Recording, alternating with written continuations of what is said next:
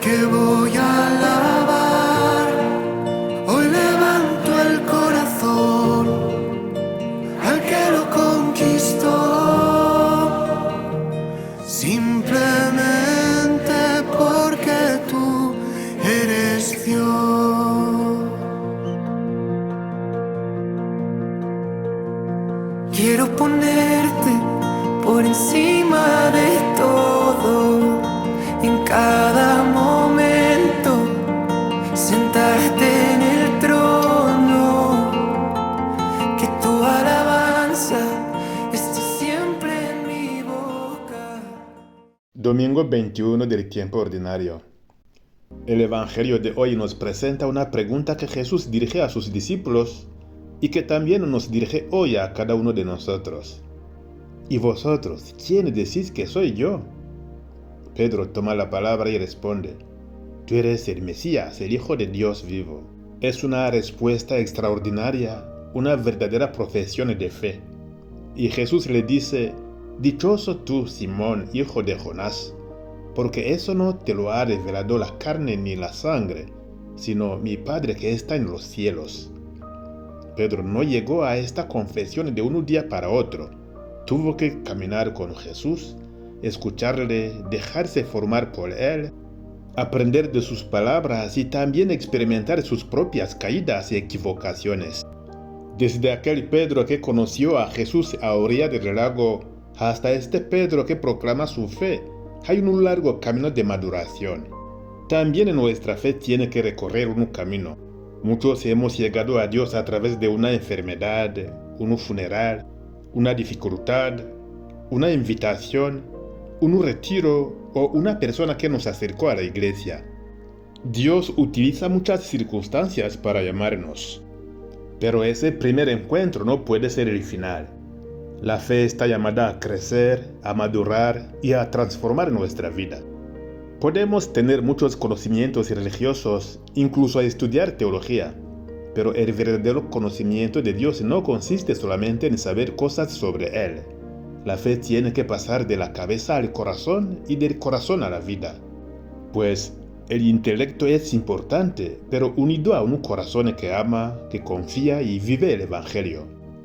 Después de la profesión de Pedro, Jesús le dice: Tú eres Pedro, y sobre esta piedra edificaré mi iglesia. Aquí encontramos una de las afirmaciones fundamentales de nuestra fe. Cristo quiso edificar su iglesia sobre Pedro y sobre la sucesión apostólica. Jesús habla de una sola iglesia, la iglesia que Él mismo fundó, una santa, católica y apostólica. Nosotros pertenecemos a ella por nuestro bautismo. No es una invención humana ni una institución nacida ayer. Es una iglesia que lleva 2000 años caminando con Cristo, y Jesús añade una promesa llena de esperanza. Los poderes del infierno no la derrotarán. La iglesia siempre será atacada. Satanás intentará dividirla, desprestigiarla, atacar a sus sacerdotes y destruir el trabajo de quienes anuncian el Evangelio. Pero la iglesia no depende de la santidad perfecta de sus miembros, sino de Cristo que es su verdadero Señor y fundamento. Por eso nosotros también estamos llamados a amar y defender a nuestra iglesia. La iglesia es nuestra madre, nos engendró en la fe, nos alimenta con la palabra y los sacramentos y nos acompaña hacia Dios. Una madre puede tener arrugas, pero sigue siendo nuestra madre. Así debemos mirar también a la iglesia y nunca olvidar las innumerables maravillas que Dios ha realizado y sigue realizando a través de ella. Así el Papa continúa por sucesión apostólica el ministerio de Pedro, porque Jesús quería que hubiese una cabeza visible en su iglesia. No quiso abandonar a su iglesia en la soledad o en el desorden, sino que quiso dejar a alguien que en su nombre actuara. Y es ahí donde está el significado de las llaves del reino. Te daré las llaves del reino de los cielos. Lo que ates en la tierra quedará atado en el cielo, y lo que desates en la tierra quedará desatado en el cielo. Y esto es algo muy importante porque en esos términos los que estaban ahí escuchando a Jesús entendieron bien a qué se referían. Pues cuando el rey o el emperador se iba a ausentar, Las llaves literalmente simbólicas, colgadas en un mecate o en una cuerda, se las colgaba sobre su canciller o sobre un ministro de su confianza para que actuara en su nombre. Entonces, cuando ese canciller, ese funcionario aparecía a la luz pública con las llaves del reino colgadas, eso estaba significando que había recibido una autoridad de un ser superior que le estaba delegando toda su potestad a él.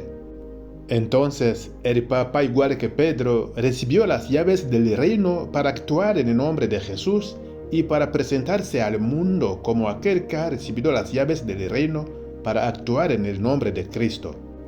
Por eso, el Papa es la cabeza visible de la Iglesia, porque la cabeza invisible es Cristo. Finalmente, Jesús manda a sus discípulos que no dijeran todavía a nadie que Él era el Mesías. También aquí hay una enseñanza importante. La fe necesita un proceso de maduración. No podemos reducirla simplemente a decir unas palabras. Cada persona necesita caminar, descubrir, encontrarse con Cristo y dejar que Él transforme poco a poco su vida. Por eso, hermanos, la pregunta del Evangelio de hoy no es solamente una pregunta para Pedro.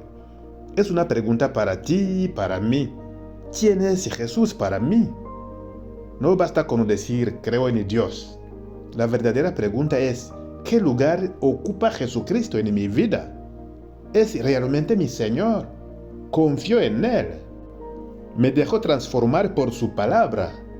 ¿Está creciendo mi fe o se ha quedado estancada? Hoy podemos hacer de esta pregunta una oración personal. Señor Jesús, ¿quién eres tú para mí? Ayúdame a conocerte cada día más, a amarte con todo mi corazón y a vivir mi fe con fidelidad. Haz que mi fe no se quede solamente en palabras, sino que se manifieste en mi vida, en mis decisiones, en mi manera de amar y en mi servicio a los demás. Que así sea. Quiero ponerte por encima de todo, en cada momento, sentarte